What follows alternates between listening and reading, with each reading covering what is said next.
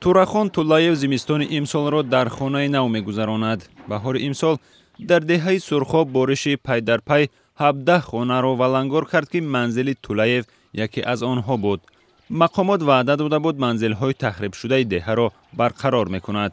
فقط امروز دور کردنم روشار شکایت دادن تمام. هیچ یادم نکرد. یا چرا کردنم با خدمت. ساکنان تلاش دارند از حساب خود هم باشد هرچی تیزتر منزل‌هایشان را تعمیر کنند تا از سردی زمستان امین مانند. تورخان برای این ساختمان 4000 سومانی از بانک قرض گرفته است.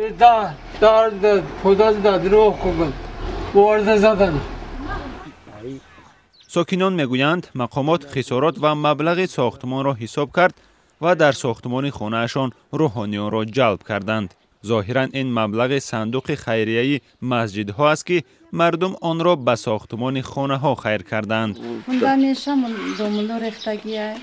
همش پولی انا شیوشا ارماتروش خمون گرفتگیه سیمنت همش استو همش دوملو دادگیه انا دیگه سیمنت بلوک و رشته پخته ایورا خمون گرفتگیه سیمنت کی دوملو دادگی سیمنت استوشی 4300 سومون سیمنت لوی دیوار سیمنت استوشی دگیه.